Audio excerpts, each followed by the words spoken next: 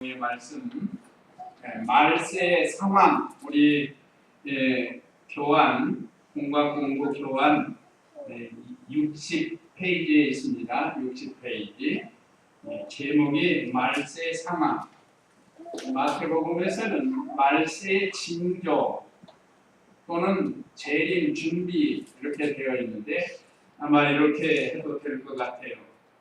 말세에 어떤 상황이 일어나고 우리 성도는 그 말세를 어떻게 준비해야 되는가. 우리가 읽지 않았지만 31절 이하는 말세에 대한 준비에 대한 말씀이 기록되어 있습니다. 그래서 오늘 말씀의 제목은 말세의 상황, 교환에 있는 대로. 오후 예배 말씀 요약 참조하시면 첫째, 인자, 바로 여러분 인자는 예수님을 가르칩니다. 누가복음은 인자복음인데 마태복음은 사자복음, 왕복음이라고 합니다. 또 마가복음은 정복음, 송아지복음이라고 하고 오늘 여기 누가복음은 인자, 사람, 예수님 복음입니다. 인자는 예수님이에요. 요한복음은 독수리 복음이라고 합니다. 그래서 신령한 복음. 그래서 오늘 여기 첫째, 인자의 날이 온다. 20절로 25절. 둘째, 노아의 때와 롯의 때와 같다. 20절로 30절. 세 번째, 말세의 참된 신앙의 길. 말세의 참된 신앙의 길 31절로 37절입니다. 자, 그러면 20절, 21절 읽어보세요. 바리새인들이 하나님 나라가 언제 오는지 질문하자 예수께서 그들에게 대답하여 말씀하셨다. 하나님 나라는 볼 수 있게 오지 않는다.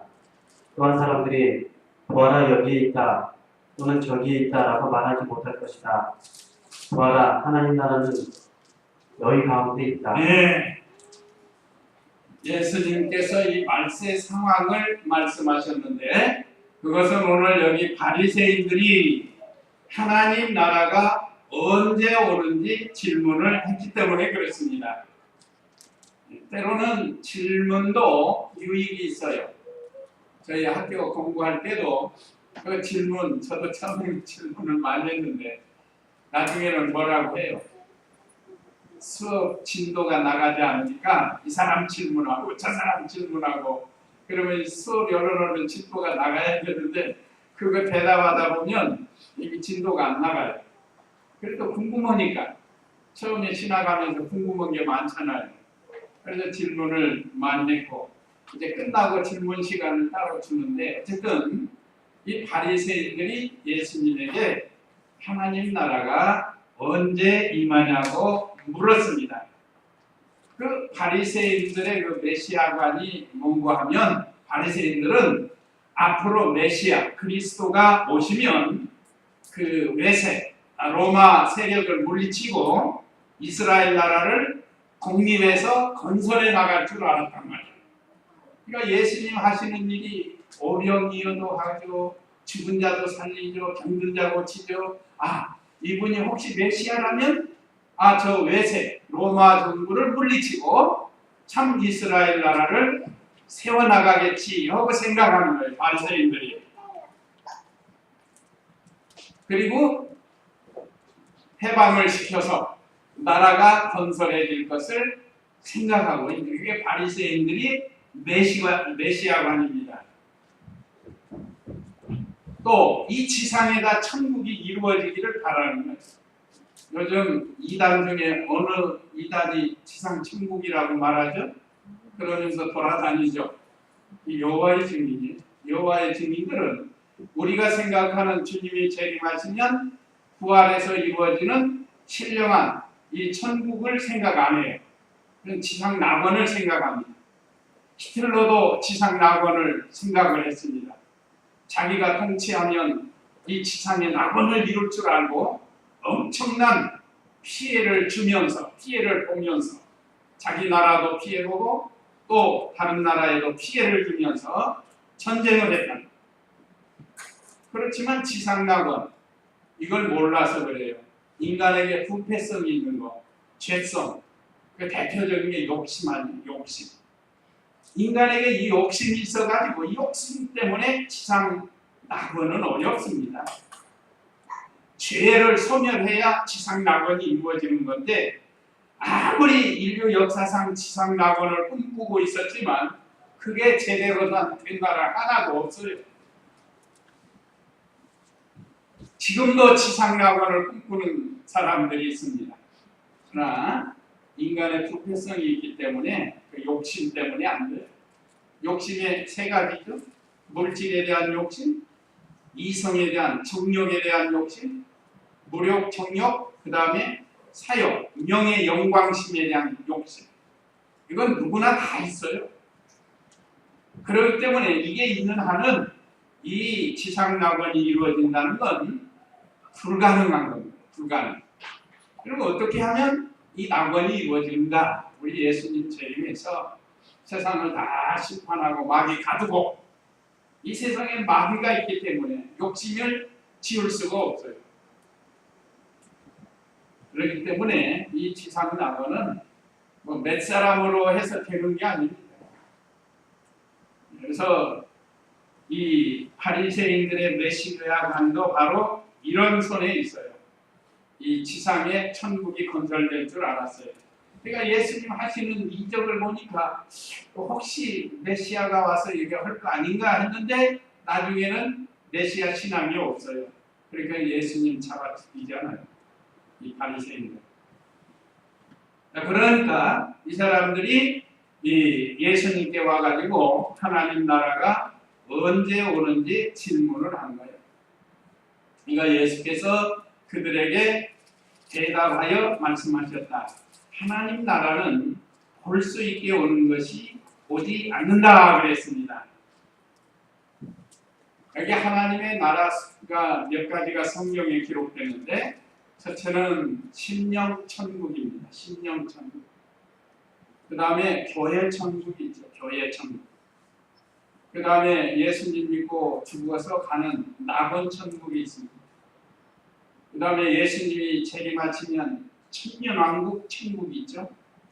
천년왕국이 끝나면 최후의 심판을 해서 이제 지옥 갈 사람, 천당 갈 사람에서 영원 천국이 있습니다. 이게 천국이 5가지로 성경에 표현되어 있어요.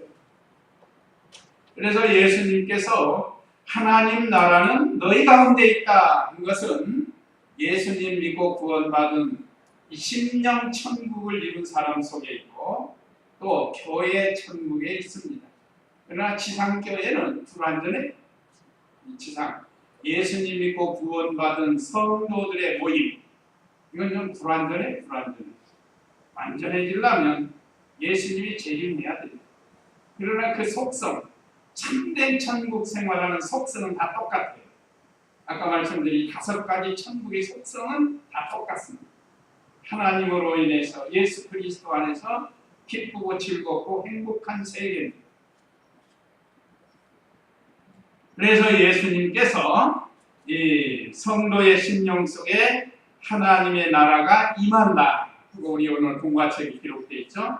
거기에 대해서 로마서 14장 17절 18절에 사도 요한을 통해서 말씀하신 천국에 대해서 로마서 14장 17절 18절 한번 읽어보세요. 하나님의 나라는 먹는 것과 마시는 것이 아니고 오직 성령 안에서 의와 평강과 기쁨이다. 이렇게 그리스도를 섬기는 자는 하나님을 기쁘시게 하고 사람에게도 인정을 받는다. 예, 하나님의 나라는 먹는 것과 마시는 것이 아니라 그랬습니다. 보통 지상 낙원은 먹는 것, 마시는 것, 입는 것 이런 걸 해결해 주면 될 줄 알아요. 이북에서도 계속 인민들에게 쌀밥을 좋은 쌀밥을 먹인다고 저렇게 오랫동안 공산주의하고 있는데 쌀밥은커녕 보리밥도 제대로 못 먹어가지고 강냉이죽도 못 먹고 정치만 잘하면 그나마 좀 낫게 살 수 있어요.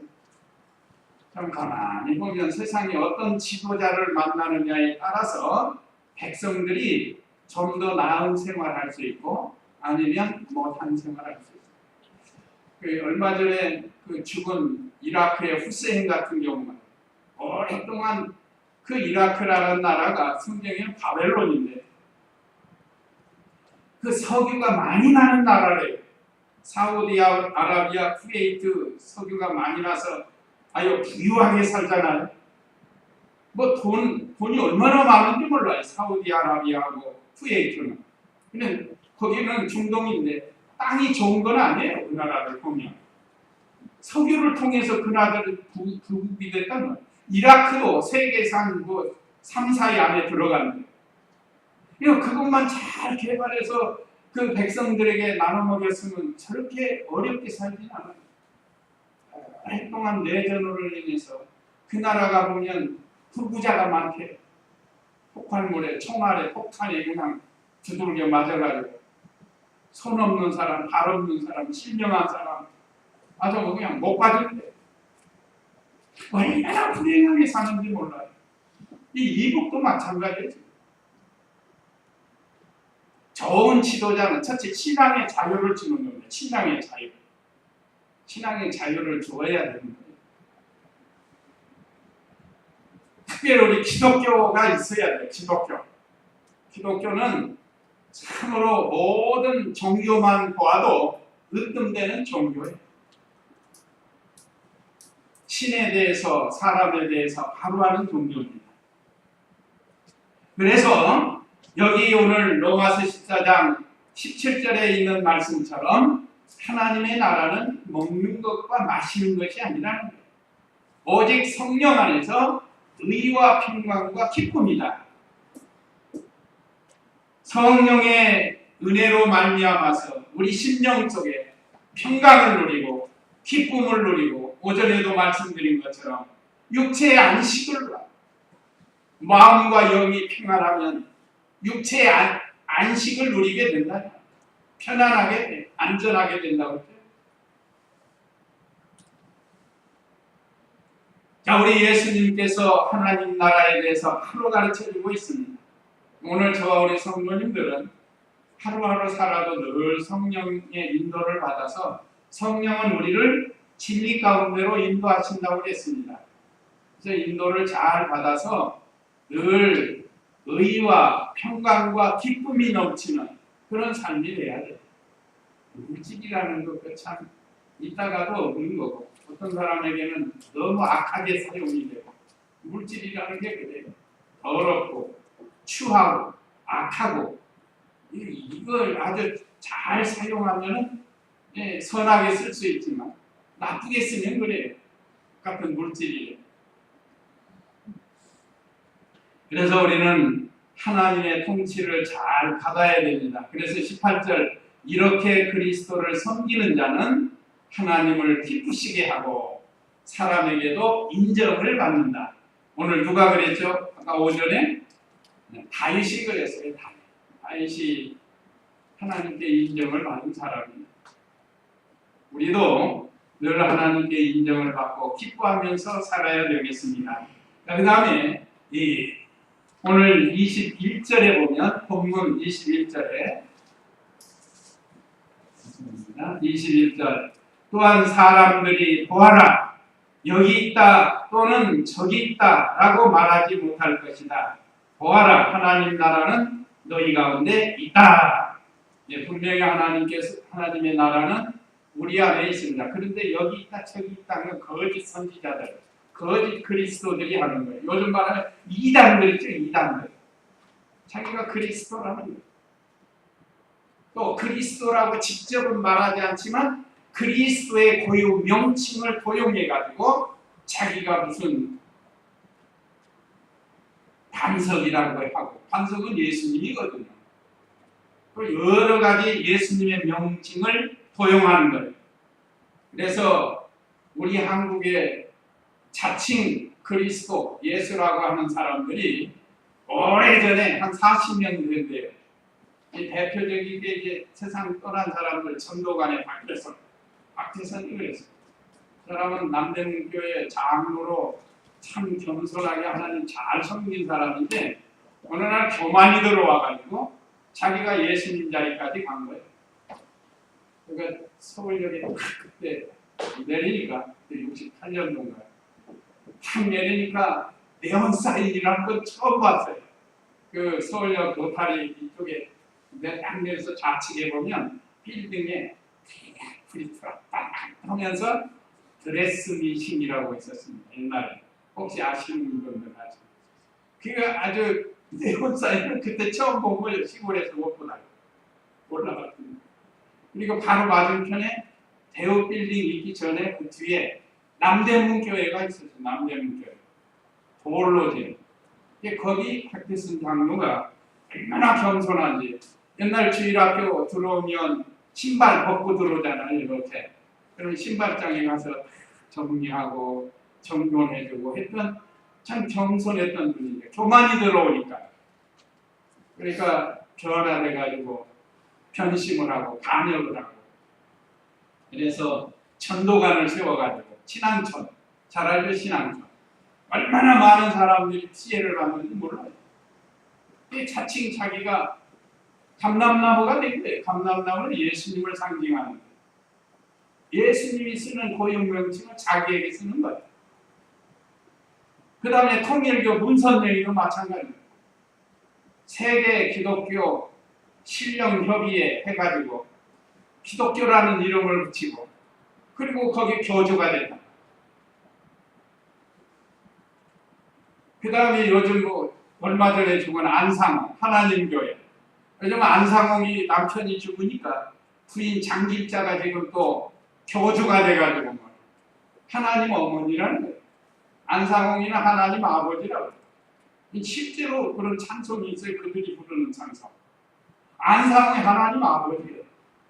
그 다음에 장길자는 하나님 어머니로 가사를 써가지고 하고 있어요. 지금도 하나님의 교회에 있잖아요. 참 신기하죠. 이단들이 자기에. 이 예수님 말씀대로 말세에는 사람의 미혹을 받지 않도록 주의하라 했는데 이 대표적인 첫 번째 말세의 징조가 사람의 미혹을 받는 거예요. 그래서 얼마나 우리 기존 성도들이 이 미혹받는지 모릅니다. 요즘 한참 뜨는 게 어디죠? 신천지, 신천지. 신천지는 또 이만이라는 이만. 우리 그때 영상 본 것처럼 백만 타고 나타나고 자기가 백만 탄 예수님이라는. 예수님은 실패하고 자기가 이제 예수님이라는 재림입니다. 그래가지고 자칭 재림주가 우리 한국에만 40명이 넘으니만 세계적으로 보면 얼마나 많겠어요. 이게 오늘날 여기 오늘 그래서 예수님이 말세에 이런 일이 일어나니까 미혹받지 말라는 겁니다. 오늘 여기는 거짓 선지자, 거짓 그리스도가 안 나오지만 마태복음 24장 말씀장에 보면 다 나와요. 그래서 보아라 그리스도가 여기 있다, 혹 저기 있다 할지라도 따라가지 말라는 거예요. 하나님 나라는 너희 가운데 있고 참된 신앙 안에 우리 중생안녕이 모인 교회 안에 있다는 거예요. 그래서 이 하나님의 나라가 우리 안에 임한 것을 알고 그 다음에 22절 읽어보세요. 24절까지. 또 제자들에게 말씀하셨다. 또 그날 너희가 올 것이다.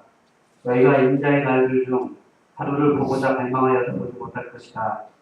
사람들이 너희에게 보아라 저기에 있다 또는 보아라 여기에 있다 라고 말할 것이나 너희는 가지도 말고 따르지도 마라. 마치 동기가 번쩍하여 하늘이 이 끝에서 하늘 저 끝까지 비치는 것처럼 인자도 자기 나라에 그러할 것이다. 예.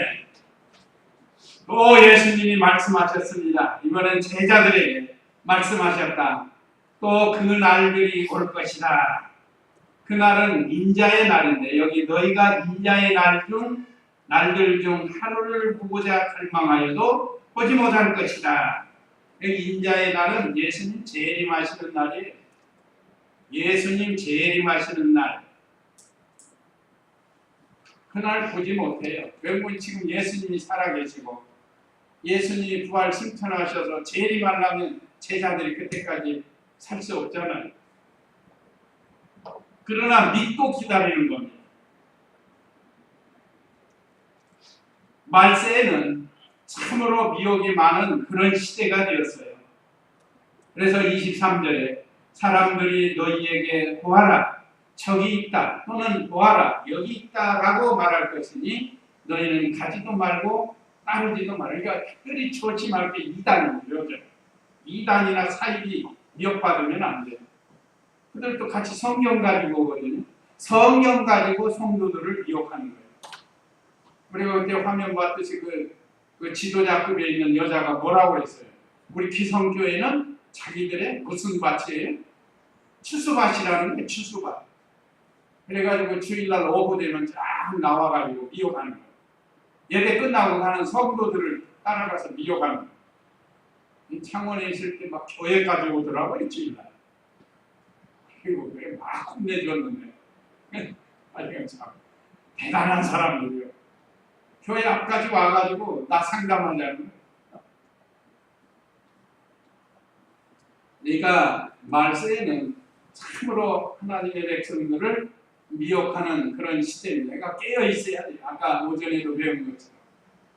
그리고 예수님의 재림하시는 모습은 24절에 마치 번개가 번쩍하여 하늘 이 끝에서 하늘 저 끝까지 비치는 것처럼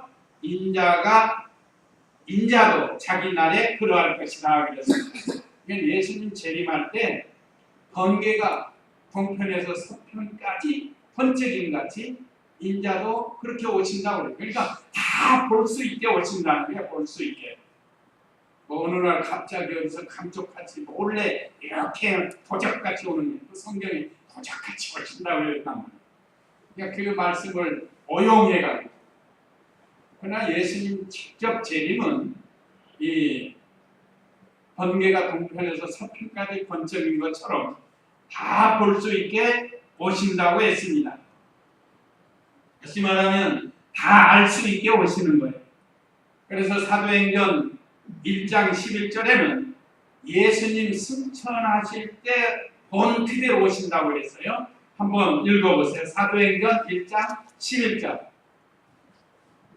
말하기를 갈릴리 사람들아 왜 너희는 하늘을 바라보며 서 있느냐 너희에게서 하늘로 들림을 받으신 예수께서는 너희가 하늘로 가신 것을 본 그대로 오실 것이다 라고 하였다. 예. 그러니까 예수님이 승천하실 때 제자들이 이걸 봤단 말이에요.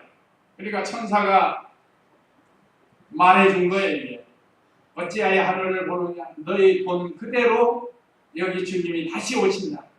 육신의 눈으로 육안으로 보고 갔으니까 육안으로 볼 수 있게 오시고 구름 타고 가셨으니까 구름 타고 오신다고 했고 또 하늘로 가셨으니까 하늘로부터 오셔야 맞는 거 아니에요?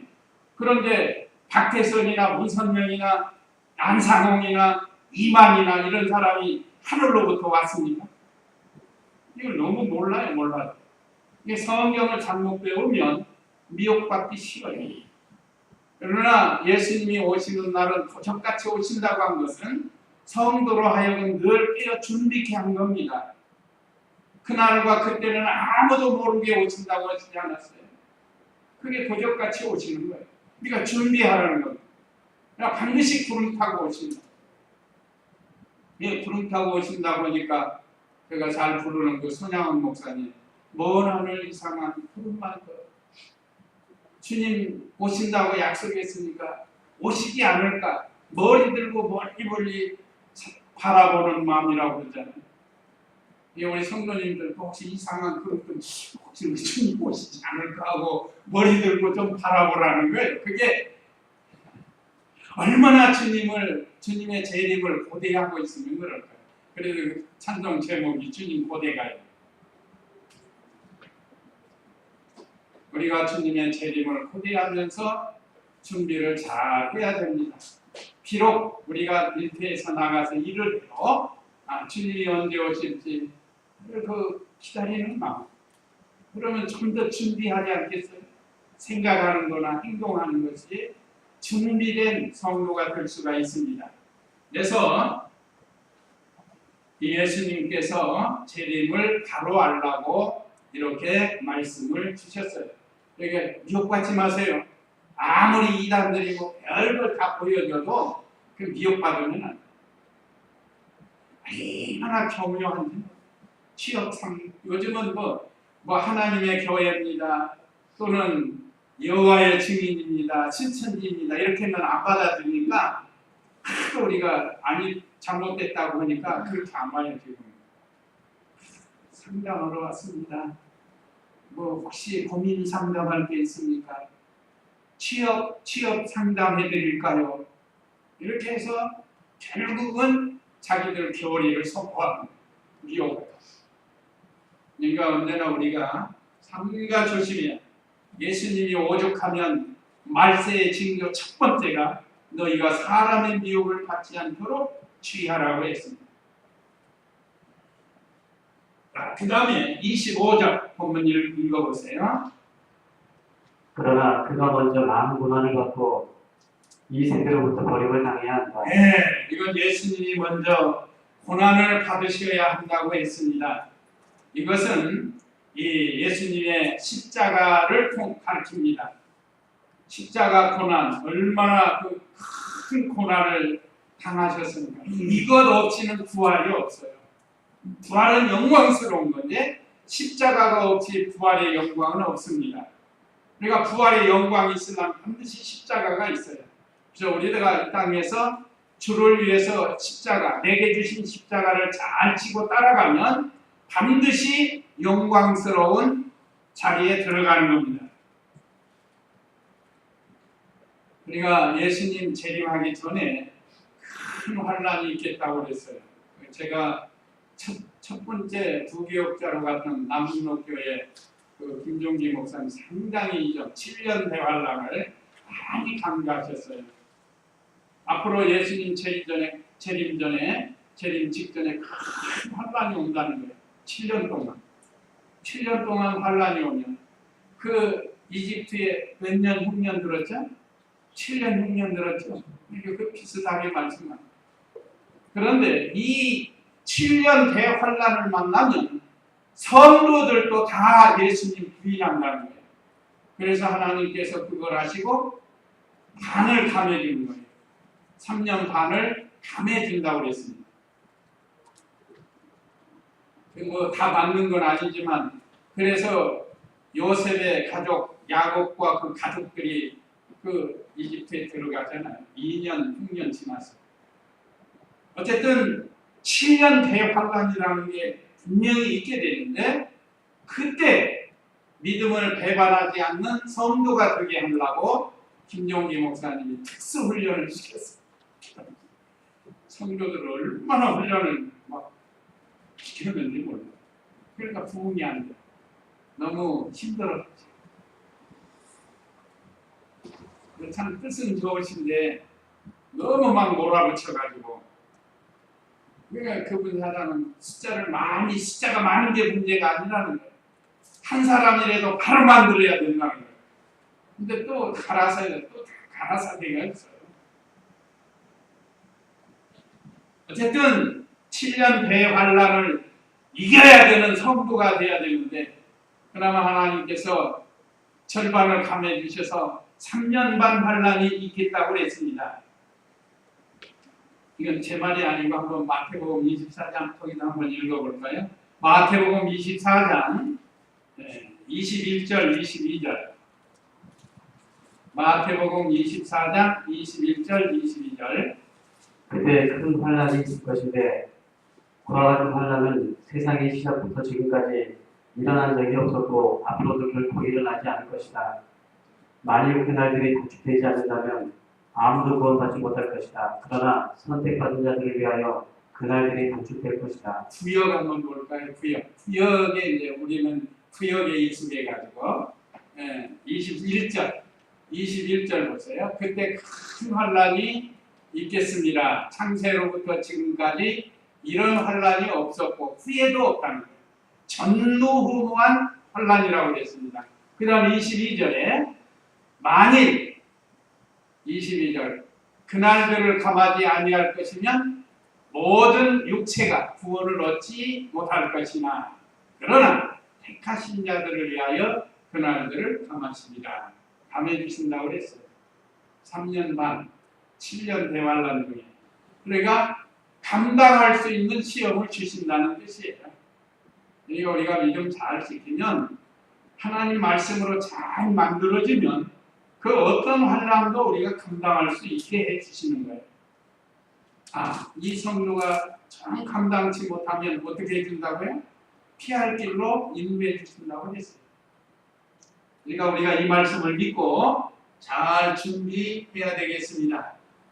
예수님이 먼저 고난을 받으시는데 우리도 예수님의 고난에 동참해서 잘 감당해 나가야 된다는 겁니다. 이제 예수님 재림하시는 천년왕국이 뭐예요? 영광스러운 7년 대환란 끝에 예수님이 재림하시면 이제 천년왕국 영광스러운 세계가 이루어집니다. 그 다음에 두 번째 노아의 때와 롯의 때와 같다 하는 26절 읽어보세요. 노아의 날들에 일어났던 것 같이 인자의 날들에도 그러할 것이다. 노아가 방주에 들어가는 날까지 사람들은 먹고 마시고 장가들고 시집가고 하였는데 홍수가 와서 모두 멸망시켰다. 예, 노아의 시대 특징이 있습니다. 먹고 마시고 시집가고 장가가고 이것은 음란방탕한 생활을 하는 거예요. 시집가고 장가 먹고 마시고 놀자 노세 젊어서 노세 늙어지면 못 놀아서 하나님 떠나서 이렇게 타락의 길, 방탕의 길을 걸어가고 그 시대 사람들이 다 그랬어요. 노아의 8 식구가 부지런히 전도를 했지만 농담으로 여기고 듣지 않고 그래서 그 시대 사람이 홍수로 다 멸망을 당했습니다. 참 안타까운 일이죠. 그럴 수가 있을까 하고 생각할 수 있는데 그럴 수 있어요. 성경에 보니까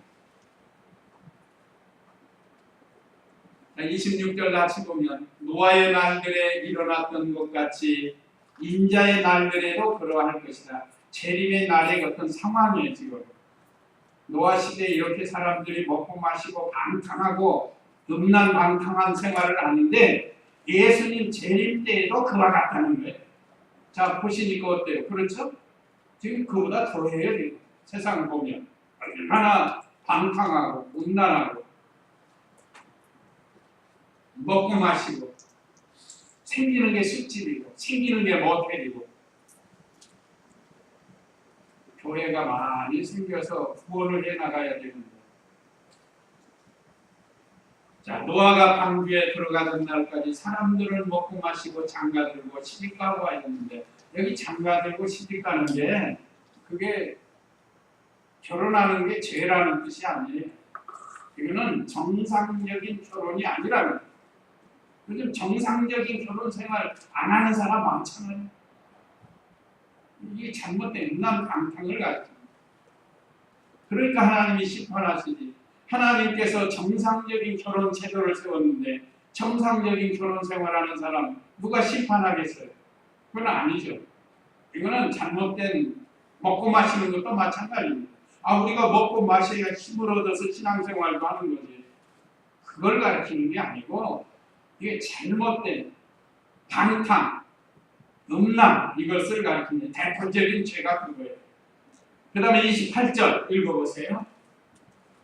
롯의 날들에도 그와 같은 일이 일어났으니 사람들이 먹고 마시고 사고 팔고 심고 집을 짓고 하였는데 롯이 소돔에서 나가는 날에 하늘로부터 불과 유황이 쏟아져 내려 모두 멸망시켰다. 예, 여기도 마찬가지. 30절까지 읽어보세요. 인자가 나타나는 날에도 그와 같을 것이다. 인자가 나타날 때 재림할 때 롯의 시대와 같아요. 롯은 소돔 고모라에 살았죠. 그 시대의 특징은 뭔가? 소돔은 이 동성애라는 동성애. 요즘 세계 기독교 국가들도 지금 다 동성애를 합법 결혼으로 인정해 주자고 지금 법적으로 통과해 나가는 이게 지금 말세의 징조입니다. 이 소돔 고모라가 왜 멸망했는가? 너무나도 방탕하고 타락했고 음란했던 자기 집 짓고 하늘에서 불이 내려와서 소돔을 심판했는데 오늘날 그 지역이 역사적으로 소돔, 고모라, 스보이, 아드마 이 모든 지역이 다 사해바다가 되어버렸어요. 꺼져버렸다. 지진이 나서 불이 나오고 블루시타는 그 다 사해바다로 수장이 되어버렸습니다. 흔적을 찾을 수 없게. 하나님의 심판이 이렇게 무섭습니다. 왜 그런가? 안일주의, 향락주의, 정욕에 빠지고 물질주의, 세상주의로 빠져서 하나님이 이렇게 심판하신 거예요. 그러니까 오늘날 우리가 이 시대를 잘 분별해야 됩니다. 우리도 그들과 같이 잘못된 세속화되지 않도록 특별히 우리 자녀들 지금 얼마나 이 세속에 물들기 좋은지 몰라요. 이렇게 빠지지 않도록 잘 인도해야 되겠습니다. 그래서 30절에 예수님 재림을 바로 알고 준비해라. 인자가 나타나는 날에도 그와 같을 것이니까 재림을 잘 준비하라는 겁니다. 무슨 시대와 같다고요? 네, 노아 시대와 롯의 시대와 같이 세상이 된다. 그때 예수님이 재림이 가까운 줄 알고 우리는 준비해야 된다. 그 다음에 세 번째, 말세의 참된 신앙의 길. 우리 교환에는 배려감을 당하는 사람과 버려둠을 당하는 사람이 있으면 했는데 말세의 참된 신앙의 길 중에 하나예요. 여러 가지가 있는데 그 중에 하나인데 자 31절 32절 읽어보세요. 그날에 지붕 위에 있는 자는 자기 세 가지 집 안에 있어도 그것들을 가지고 내려가지 마라. 마찬가지로 밭에 있는 자도 뒤로 돌아서지 마라. 모세 아내를 기억하여라. 네, 뒤돌아보지 말라는 거예요. 지붕에서 내려가지 말라는 거예요. 지붕에서 내려가지 말라는 건 기도하는 일, 믿는 일 중단하지 말라는 겁니다. 이게 지붕, 유대나라 지붕은 스라브 지붕인데 지붕. 스라브에 올라가서 기도하는 사건이 많죠. 베드로도 올라가서 기도했고 또 그 정탐꾼들이 슬라브 지붕에 가서 숨어가지고 포로를 받고 그랬는데 이거는 유대인들의 지붕은 이렇게 평평한데 그래서 기도하기 좋은 장소라고 해요. 그런데 그 기도하는 생활에서 내려오지 말라는 거예요. 믿음 지키는 데서 되돌아가지 말라는 겁니다. 그걸 지금 지붕에서 내려오지 말라는 것으로 말씀하신 겁니다. 밭에 있는 자도 마찬가지. 뒤돌아보지 말라는 거예요. 뒤돌아봤다가 소금 기둥이 된 사람이죠. 오늘 여기 롯의 아내가 나오는데 롯의 아내 거기 한번 찾아볼까요? 창세기 19장 17절 창세기 19장 17절 말씀 천사들이 그들을 밖으로 이끌어낸 후 말하기를 내 목숨을 위하여 도망하여라. 내 뒤를 돌아보거나 골짜기 어느 곳에서 머무르지 말고 산으로 도망하여 멸망하지 않도록 하여라 하니 그 다음에 24절 읽어보세요.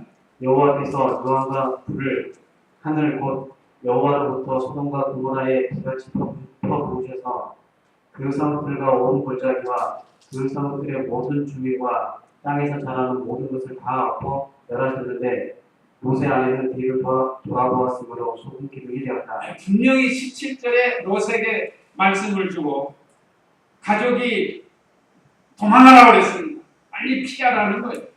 그리고 뒤돌아보지 말라고 그랬습니다.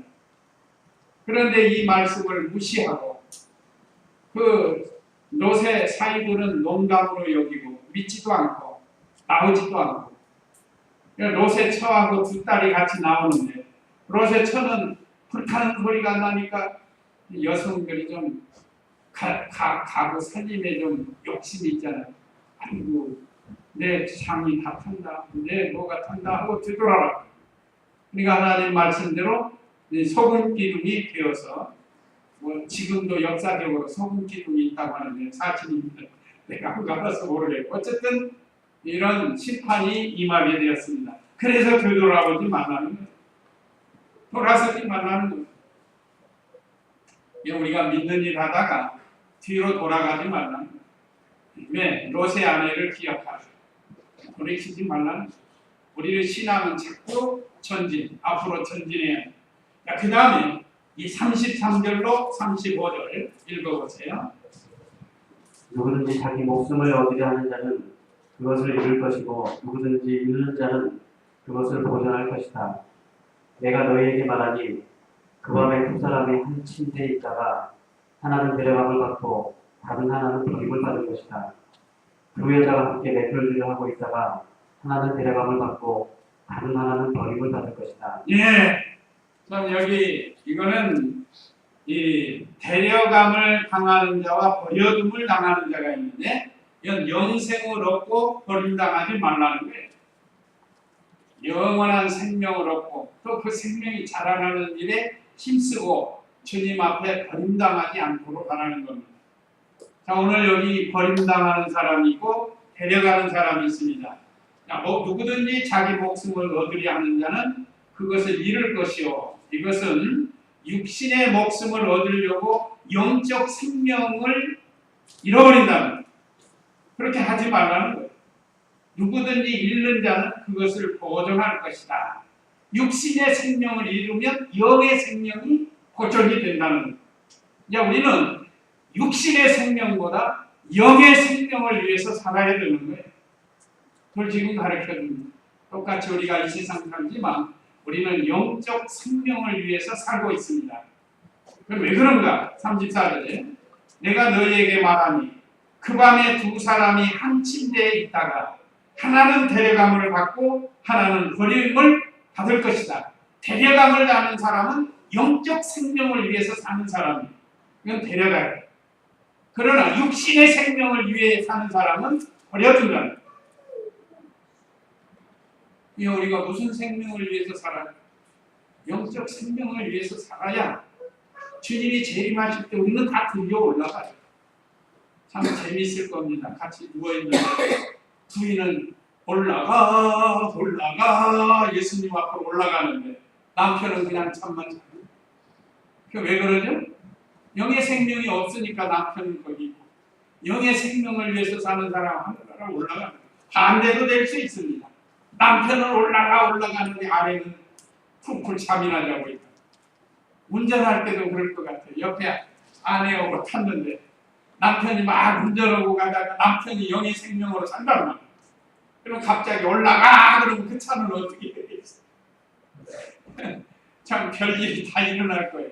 같이 잠을 자다가 하나는 데려가고 하나는 안 데려가고 같이 맷돌을 가고 있는데 하나는 데려가고 하나 안 데려가고 이거는 영의 생명으로 사는 사람은 데려가고 육신의 생명으로 사는 사람은 안 데려가요. 믿지 않는 사람은 안 데려가요. 우리가 이 땅에서 영의 생명으로 살고 하나님 앞에 버림당하지 않도록 믿음을 잘 지키라고 우리에게 가르쳐주고 있습니다. 마지막 37절 읽어보세요. 그들이 예수께 대답하여 말하기를 주님 어디에서 그런 일이 있겠습니까? 하니 예수께서 그들에게 말씀하셨다.